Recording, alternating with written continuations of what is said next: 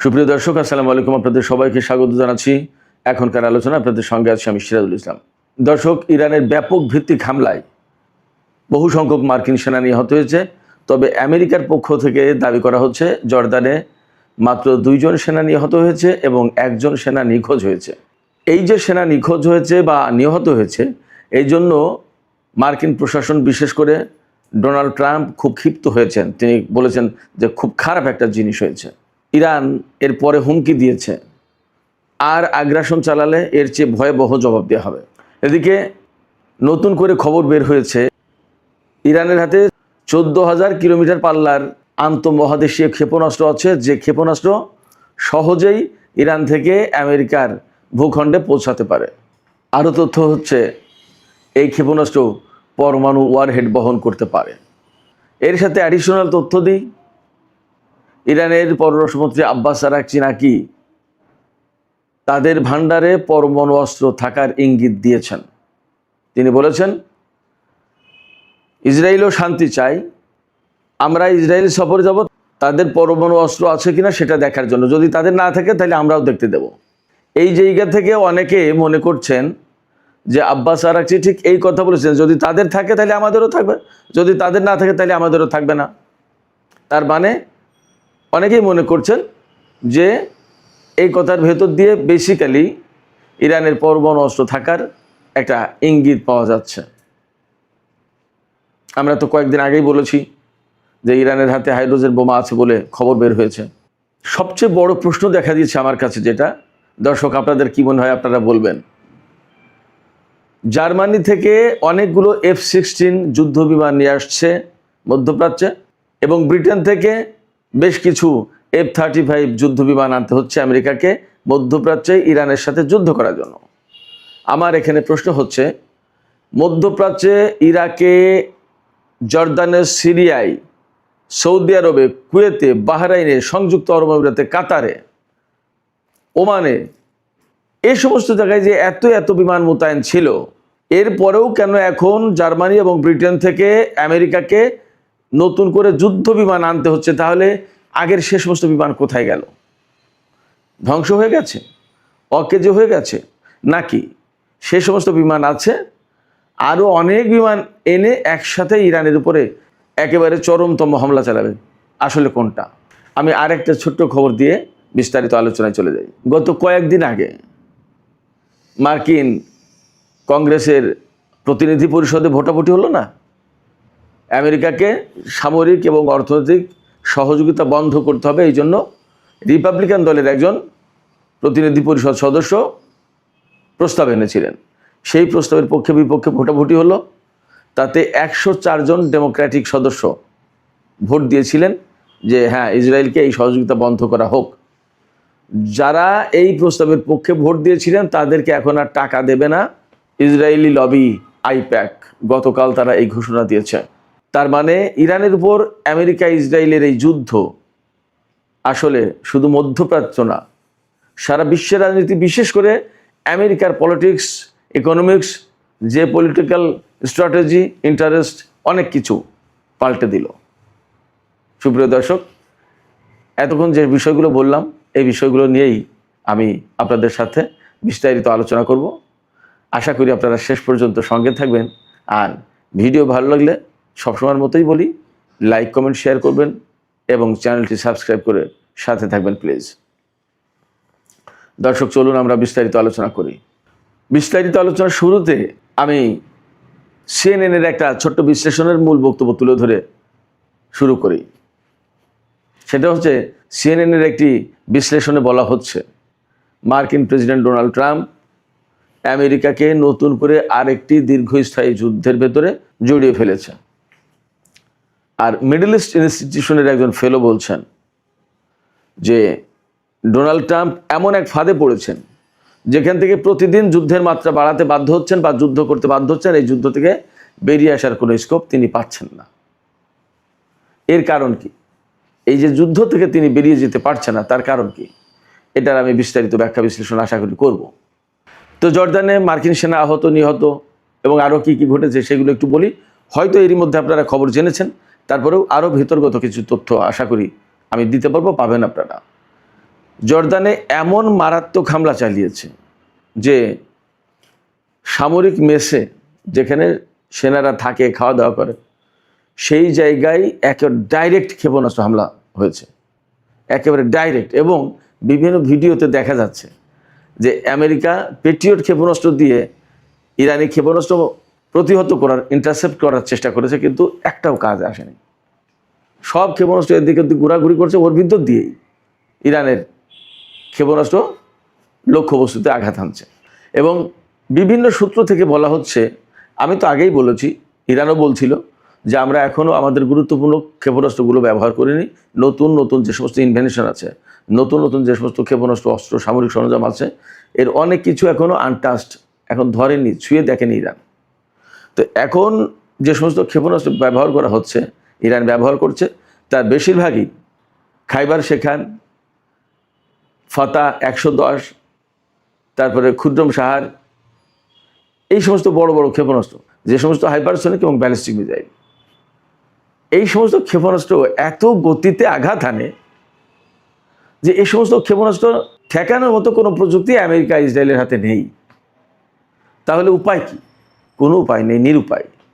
এবং আমি আপনাদেরকে এই তথ্য দিই, আপনারা কেউ কেউ হয়তো ভাবতে পারেন যে আমি অতিমাত্রায় বাড়িয়ে বলছি। বাড়িয়ে বলছি না।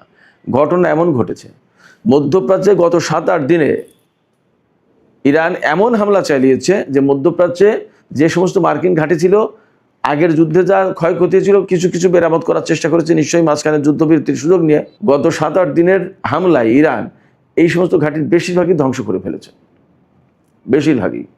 এবং এখানে সবচেয়ে বেশি ধ্বংস হয়েছে তা হচ্ছে radar system, early warning system, electronic warfare system, jamming system, আপনার গোয়েন্দাগিরি করার জন্য যে সমস্ত বিমান বা যে সমস্ত ব্যবস্থা থাকে সেগুলো সার্ভিলেন্স সিস্টেম বলে, এই সমস্ত সব কিছু ধ্বংস হয়ে গেছে। সেক্ষেত্রে মার্কিন বিমান বাহিনী যে কাজ করবে, এগুলো কঠিন হয়ে পড়েছে তাদের জন্য, যার কারণে তাদেরকে এখন ভূমি থেকে ভূমিতে নিক্ষেপযোগ্য ক্ষেপণাস্ত্র মেইনলি ব্যবহার করতেছে। বিমানও ব্যবহার করছে কিছু কিছু, কারণ এই সমস্ত বিমান পরিচালনার জন্য তাদের আরও অনেক রাডার বিভিন্ন জায়গায় আছে। মিডল ইস্টের সব দেশের সব সামরিক ঘাঁটি বা সব ক্ষেপণাস্ত্র ব্যবস্থা বা রেডার সিস্টেম এটা ধ্বংস করে ফেলেছে তা তো না। এই যে তুরস্কেই আছে, সেগুলো তো ধ্বংস করেনি, হয়তো আজারবাইজান আছে, ধ্বংস করেনি, তুর্কমেনিস্তানে বা কাজাকিস্তানে থাকতে পারে, আরও কোথায় কোথায় আছে তা তো এখনও সব জানা নেই, কাজ চালাচ্ছে। কিন্তু ওপেন যেগুলো ছিল, কুয়েত, বাহরাইন, ইরাক, ধরুন যে সিরিয়া একটা হামলা করেছে, জর্দান, সৌদি আরব, সংযুক্ত আরব আমিরাত, কাতার, এই সব জায়গায় মোটামুটি ভালো বড় রকমের হামলা হয়েছে, এগুলো প্রায় শেষ। সেক্ষেত্রে আমেরিকা এখন বিপদের মুখে মারাত্মক রকমের। এরই অংশ হিসেবে জর্দানে গতকালকে ব্যাপক হামলা চালিয়েছে ইরান। মানে জর্দানের আল আজরাক বিমান ঘাঁটি, প্রিন্স সুলতান এয়ারবেজ, প্রিন্স হাসান এয়ারবেজ, তারপরে মুয়াফাক আল সালতি, এরকম আরও কয়েকটা বিমান ঘাঁটি ছিল। দেখেন, খেয়াল করেন, এই সমস্ত দেশ কত দুর্বল, তাদের নেই ঠিকমতো সামরিক বাহিনী, কারোর বিরুদ্ধে কোনো যুদ্ধ করতে পারে না, অথচ এক একটা বিমান ঘাঁটি বানিয়েছে কি, কতগুলো বিমান ঘাঁটি এক একটা দেশে, এগুলো সব সামরিক বিমান ঘাঁটি। এবং এই সমস্ত বিমান ঘাঁটির নাম কি, সব আরবি নাম এবং প্রিন্স সুলতান সাহেবদের নামে, প্রিন্স হাসান, প্রিন্স সুলতান এয়ারবেজ, প্রিন্স আজরাক, অমুক তমুক, হ্যান ত্যান, 7-17 কত কিছু নাম, সব মুসলমানদের নামে, যাতে কেউ না বুঝতে পারে যে এটা আমেরিকার ঘাঁটি। এগুলো চালাকি। তো যাই হোক, যতই চালাকি করুক, সব কিছু ইরানের সামনে বেরিয়ে যাচ্ছে এবং নিখুঁত হামলা চালাচ্ছে। এবং ইরানের হামলায় জর্দানে, কুয়েত এবং ওই যে সিরিয়ার আলতান ঘাঁটিতে যেটা হামলা চালিয়েছে গত পরশু রাতে, এই 3 জায়গায় বিশেষ করে এই গত 2-3 দিনে প্রচুর সংখ্যক বিমান, ব্ল্যাক হক হেলিকপ্টার, তারপরে রিফুয়েলিং ট্যাঙ্কার, F-35 বিমান, F-16 যুদ্ধবিমান, এগুলো প্রচুর সংখ্যক ধ্বংস হয়েছে। কয়টা ধ্বংস হয়েছে তা বলছে না। আর জর্দানে মাত্র 2 জন সেনা নিহত এবং 1 জন নিখোঁজ হওয়ার কথা বলছে। এ কি সমুদ্র নাকি যে নিখোঁজ হয়ে গেছে, কোথায় গেছে, একে উড়ে চলে গেছে নাকি? অথচ ইরানের বিভিন্ন সূত্র থেকে দাবি করা হচ্ছে যে 100-র বেশি সেনা নিহত হয়েছে, আর বেশ কিছু সেনা নাকি আটক করেছে ইরান। 100 সেনা যদি নিহত হয় তা আহত কত? এমন কথা বলা হচ্ছে যে এয়ার অ্যাম্বুলেন্সে করে নিয়ে যাওয়া হয়েছে বহু সংখ্যক সেনাদেরকে চিকিৎসার জন্য আহত। তারা হয়তো জায়গা মতো পৌঁছাতে কেউ মারা যাবে। আবার যারা আহত তাদের অনেকের অবস্থা আশঙ্কাজনক, হয়তো নাও বাঁচতে পারে। চিন্তা করেন। এবং আমি এখানে সবচেয়ে গুরুত্বপূর্ণ যে প্রশ্ন তুলছি, এই প্রশ্ন আপনারা বলবেন যা এই প্রশ্ন ভ্যালিড কি ইনভ্যালিড, এই প্রশ্ন মানে যৌক্তিক কি অযৌক্তিক। আমেরিকাকে এখন জার্মানি আর ব্রিটেন থেকে F-16 জঙ্গি বিমান আর F-35 জঙ্গি বিমান আনতে হচ্ছে। আমার প্রশ্ন হচ্ছে যে মধ্যপ্রাচ্যে এত এত ঘাঁটি, এমনকি তুরস্কেও আমেরিকার কয়েকটা ঘাঁটি আছে এবং সেখানে বিমান পরমাণু বোমা পর্যন্ত মোতায়েন করা আছে। তো এই যে এত এত ঘাঁটি এবং সেখানে এত বিমান মোতায়েন ছিল, আবার আব্রাহাম লিঙ্কন যে বিমানবাহী যুদ্ধ জাহাজ তাতে বিমান আছে 50টার বেশি, এত বিমান থাকার পরে আরও নতুন করে আনতে হচ্ছে, তাহলে কি অর্থ দাঁড়ালো? মধ্যপ্রাচ্যে সে সমস্ত বিমান গেল কোথায়? এগুলো কি পারছে না কাজ করতে, নাকি নষ্ট হয়ে গেছে, ধ্বংস হয়ে গেছে, নাকি ক্ষতিগ্রস্ত হয়েছে, কি হয়েছে? নাকি সে সমস্ত সব বিমান আছে, আরও বিমান নিয়ে এসে ইরানের উপরে বিরাট বিশাল চরম হামলা চালাবে? আসলে কোনটা? বাস্তব কথা হচ্ছে যে গত যে যুদ্ধটাই এই পর্যন্ত চললো, আগের 40 দিনের যুদ্ধ এবং গত এই 7-8 দিনের যুদ্ধ, এই সব কিছু মিলে ইরানের ক্ষেপণাস্ত্র ড্রোনে অনেক অনেক ক্ষয়ক্ষতি হয়েছে আমেরিকার। এবং আমরা তো আগেই 40 দিনের যুদ্ধে আমেরিকার গণমাধ্যম থেকে খবর জেনেছিলাম যে 42টি এয়ারক্রাফট ধ্বংস হয়েছে, তার ভিতরে 30টি MQ-9 রিপার ড্রোন আর বাকি 12টি হচ্ছে বিমান হেলিকপ্টার। কিন্তু ওই রিপোর্টের পরেই বলা বলি হচ্ছিল যে এগুলো খুবই অল্প বলেছে, ঘটনা আসলে আরও অনেক। এখন এই যে জার্মানি এবং ব্রিটেন থেকে বিমান আনতে হচ্ছে, তাহলে মধ্যপ্রাচ্যের বিমান কি শেষ? এই প্রশ্ন কিন্তু আসছে। এবং আমি আরেকটা কথা বলি, ধরুন মধ্যপ্রাচ্যের যে সমস্ত ঘাঁটিতে আমেরিকার বিমান মোতায়েন ছিল, প্রত্যেকটা ঘাঁটিতে তো ক্যাপাসিটি থাকে যে এতগুলো বিমান এখানে মোতায়েন করা যাবে। হুট করে তার বাইরে থেকে বিমান এনে মোতায়েন করবে কোথায়? জায়গা কোথায়? তাহলে জায়গা কি খালি হয়ে গেছে? খালি হলো কিভাবে? মানে ইরানের ক্ষেপণাস্ত্রের আঘাতটা, ড্রোনের হামলাটা খুব বড় মাত্রায় হয়েছে, এটা পরিষ্কার বোঝা যাচ্ছে। এই প্রেক্ষাপট থেকে ওই যে বারবার একবার চুক্তির কথা বলে একবার চুক্তি করে আবার পিছিয়ে যায়, ডোনাল্ড ট্রাম্প কিন্তু আবার বলা শুরু করেছে যে ইরান পাগল হয়ে গেছে। আমার সাথে এই কয়েক মিনিট আগে ফোন করলো, আমাকে বলছে যে আমরা চুক্তি চাই, কিন্তু আমি বলেছি তাদেরকে যে পরে চুক্তি, এখন করব না, পরে ভেবে দেখব। ডোনাল্ড ট্রাম্প জাস্ট সিম্পলি ওই সে, আমি আবার বলি, সেই নিতাই ঠাকুরের মতো একা একা অভিনয় করছেন। এগুলো বাস্তব কথা না। বাস্তব কথা কোনটা? বাস্তব কথা হচ্ছে ইরান আমেরিকাকে প্রতিরোধমূলক হামলার মুখে রেখেছে, আর আমেরিকা ইরানের উপরে হামলা চালিয়ে যাচ্ছে, কিন্তু এই হামলার মাধ্যমে ইরানকে তারা কাবু করতে পারছে না, নত করতে পারছে না। সেক্ষেত্রে দীর্ঘমেয়াদী যুদ্ধে তাদেরকে জড়িয়ে যেতে হচ্ছে, চুক্তি করেও রক্ষে পাচ্ছে না। কারণ আমেরিকার চাপাচাপিতে চুক্তিতে গেছে, তখন ইরান বলছে আমার এই শর্তগুলো যদি মানো তবে চুক্তি হবে, তখন তাই মেনে চুক্তি করতে বাধ্য হয়েছে। যদিও চুক্তির আড়ালে চুক্তি করে তারা নিজেদেরকে গুছিয়ে নেওয়ার চেষ্টা করেছে, আবার তো যুদ্ধ করতে হয়েছে গুছিয়ে নিয়ে, তাই তো? আমি বলি যে এখন যুদ্ধবিরতির ফাঁকে আমেরিকা গুছিয়ে নিল নিজেদেরকে। আগে তো পূর্ণ শক্তি নিয়ে নেমেছে, আগে যদি না পারে তাই এখন পারবে কি করে? এবং এখন তো ইরান তাদের ড্রোন এবং ক্ষেপণাস্ত্রের উৎপাদন 3 গুণ বাড়িয়েছে, আগে যা উৎপাদন করতো তার চেয়ে 3 গুণ, বিকজ তারা বুঝতে পেরেছে এই যুদ্ধ শুরু হয়েছে, এই যুদ্ধ এখনই শেষ হবে না, এটা লং টার্মে যুদ্ধ করতে হবে। এই লং টার্মে যুদ্ধ করার জন্য তাদের অস্ত্র প্রয়োজন, সেভাবে তারা নিজেদেরকে প্রস্তুত করছে। শুধু তাই না, এমন খবর বের হয়েছে এই যুদ্ধবিরতির ভেতরে আমেরিকা যেমন নিজেদেরকে গুছিয়ে নিয়েছে, তেমনি ইরানও গুছিয়ে নিয়েছে। কীরকম? ইরানের যে সমস্ত ক্ষয়ক্ষতি ছিল তাও ঠিকঠাক করার চেষ্টা করেছে। আপনারা জানেন সবাই, যে সমস্ত টানেলের ভিতরে ক্ষেপণাস্ত্রের ডিপো ছিল, সেই টানেলের মুখ হয়তো বন্ধ হয়ে গেছিলো বোমা হামলার কারণে। এখন এই যুদ্ধবিরতির পরে তারা এই মুখ খুলে পরিষ্কার পরিচ্ছন্ন করে রাস্তা আবার ক্লিয়ার করেছে। শুধু তাই না, বিপুল পরিমাণে তেল বিক্রি করেছে এই সময় ইরান, টাকা পেয়েছে। চীন থেকে ক্ষেপণাস্ত্র ড্রোন তৈরির আরও রসদ এনেছে, জ্বালানি লাগে সেগুলো এনেছে। ডোনাল্ড ট্রাম্প বলেছেন তো সেদিন যে চীন এগুলো দেয়া বন্ধ না করলে কেমন হয়, ইরানের কাছ থেকে তেল কেনা বন্ধ করতে হবে, ক্ষেপণাস্ত্র অনেক কিছু দিচ্ছে, অভিযোগ করেছে। চীন বলেছে যে এটা আমার বিজনেস, এটা তোমার বিজনেস, আমি কারে কি দেবো না দেবো, আমি কার কাছ থেকে তেল কিনবো না কিনবো, এটা আমার ব্যাপার, তুমি দেখতেই শোনা। যুদ্ধবিরতিতে যে শুধু আমেরিকা নিজেদেরকে গুছিয়ে নিয়েছে তা তো না, ইরানও গুছিয়ে নিয়েছে। তো এখন এই যুদ্ধ যে আমেরিকা করছে তাতে লাভটা তার কি হলো? দেখেন, যুদ্ধের আগে হরমুজ প্রণালী খোলা ছিল, যুদ্ধের আগে কিন্তু শান্তি অবস্থা ছিল, আমেরিকার কোনো সেনা মারা যাচ্ছিল না, মধ্যপ্রাচ্যে এত ঘাঁটি সব ঠিকঠাক ছিল, আমেরিকার অসম্ভব দামি জবরদস্ত গর্জিয়াস সব বিমান হেলিকপ্টার অক্ষত অবস্থায় ছিল। সারা বিশ্বে আমেরিকার কী প্রভাব প্রতিপত্তি সব ছিল, সারা বিশ্বে তাদের কি ব্যবসা বাণিজ্য কত কিছু সব ছিল। এমনকি রিপাবলিকান দল এখন যে খারাপ অবস্থায়, মিড টার্ম ইলেকশনে একদম ভরাডুবির মুখে পড়েছে। এখন নভেম্বরের নির্বাচন, এই নির্বাচনে রিপাবলিকান দলের ভরাডুবি হবে, অথচ যুদ্ধ না হলে হয়তো এত ভরাডুবি হতো না। মার্কিন অস্ত্রের মজুদ শেষ, এটা আমার কথা না, খোদ আমেরিকার গোয়েন্দা সংস্থার কথা, আমেরিকার সামরিক বিশ্লেষকদের কথা, আমেরিকার মিডিয়ার কথা। তাহলে লাভটা কী হলো? যুদ্ধ করতে এসে যদি তার অস্ত্রের মজুদ শেষ হয়। শুধু তাই না, যুদ্ধ করতে এসে তার অস্ত্রের মজুদ এবং সামরিক বাহিনীর এত ক্ষয়ক্ষতি হয়েছে, এখন বাজেট প্রায় গত বছরের চেয়ে এবার ডাবল করতে হচ্ছে। $1.5 ট্রিলিয়ন বাজেট প্রস্তাব করেছে এবং আগের বাজেটের চেয়ে শতকরা 44% বেশি। এই টাকাটা তো ব্যয় হচ্ছে মার্কিন জনগণের ট্যাক্সের পয়সা। লাভটা কী হলো? শুধু তাই না, এখন যদি আমেরিকা যে নাকানি চুপানি খেয়েছে, সারা বিশ্বের কাছে যেভাবে অপমানিত হচ্ছে, এরপরে যদি পরাজিত হয়ে মধ্যপ্রাচ্য থেকে চলে যেতে হয় আমেরিকাকে, তাহলে ইসরায়েলের অস্তিত্ব কি হবে? তাহলে ইসরায়েলের অস্তিত্ব কি থাকবে? ইরান কি ইসরায়েলকে ছেড়ে দেবে? ডোনাল্ড ট্রাম্প কোন বুদ্ধি নিয়ে এই যুদ্ধ করলেন এবং লাভটা কি হলো তার?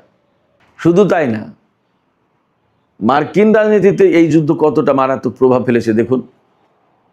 এই যুদ্ধের ভেতরেই তো গত 3-4 দিন আগে আমেরিকার কংগ্রেসের হাউস অফ রিপ্রেজেন্টেটিভে সেখানে ভোটাভুটি হয়েছে কি নিয়ে?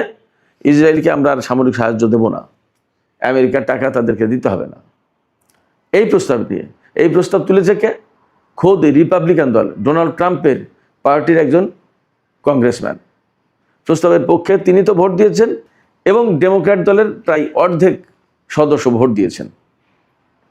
কংগ্রেসম্যান 104 জন ডেমোক্রেটিক সদস্য হাউস অফ রিপ্রেজেন্টেটিভের, তারা ভোট দিয়েছে প্রস্তাবের পক্ষে, অর্থাৎ ইসরায়েলকে সামরিক সহযোগিতা দেওয়া যাবে না। এই ঘটনার পরে যদিও প্রস্তাব পাশ হয়নি, রিপাবলিকানরা ব্যাপক বিরোধিতা করেছে, যার কারণে পাশ হয়নি। এই ভোটাভুটির পরে এখন আইপ্যাক, যেটা ইসরায়েলের পক্ষে লবিং গোষ্ঠী আর কি, লবি, মার্কিন প্রশাসনে এরা লবিস্ট হিসেবে কাজ করে, তারা বলছে যে যে সমস্ত ডেমোক্র্যাট সদস্য ইসরায়েলের বিরুদ্ধে, অর্থাৎ ইসরায়েলকে সাহায্য না দেওয়ার ব্যাপারে এই ভোটাভুটিতে অংশ নিয়েছিল, তাদেরকে আমরা আর ডোনেশন দেব না। খেয়াল করুন, দুটো বিষয় এখানে। এক হচ্ছে ডেমোক্র্যাট এবং রিপাবলিকান দলের সব সদস্যই প্রায় আইপ্যাকের ডোনেশনে চলে, এই ডোনেশন দেওয়া বন্ধ করে দেবে, এটা গেল এক।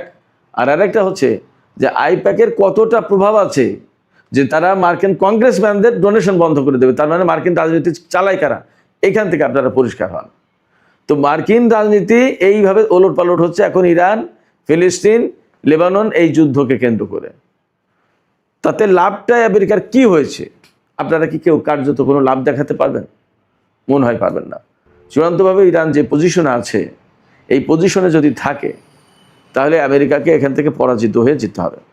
তখন মধ্যপ্রাচ্য এবং সারা বিশ্বের রাজনীতির টোটাল সমীকরণ পাল্টে যাবে এবং আমার বিশ্বাস তখন এককেন্দ্রিক বিশ্ব ব্যবস্থা থেকে বহুকেন্দ্রিক বিশ্ব ব্যবস্থায় চলে যাবে।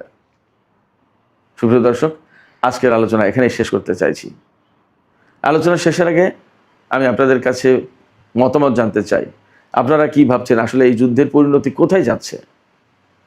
দীর্ঘমেয়াদী যুদ্ধে বছরের পর বছর যুদ্ধ চলবে, নাকি ইরান তার আগেই এই যুদ্ধ শেষের ব্যাপক চেষ্টা চালাবে এবং আমেরিকার বিরুদ্ধে চরমতম যুদ্ধ শুরু করবে এবং তার মধ্য দিয়ে যুদ্ধের শেষ হবে? আপনাদের কি মনে হয়? মতামত জানিয়ে কমেন্টে লিখুন। আর ভিডিও ভালো লাগলে লাইক, কমেন্ট, শেয়ার করবেন এবং চ্যানেলটি সাবস্ক্রাইব করে সাথেই থাকবেন। দর্শক, আপনাদের সবাইকে অনেক অনেক ধন্যবাদ। আল্লাহ হাফেজ।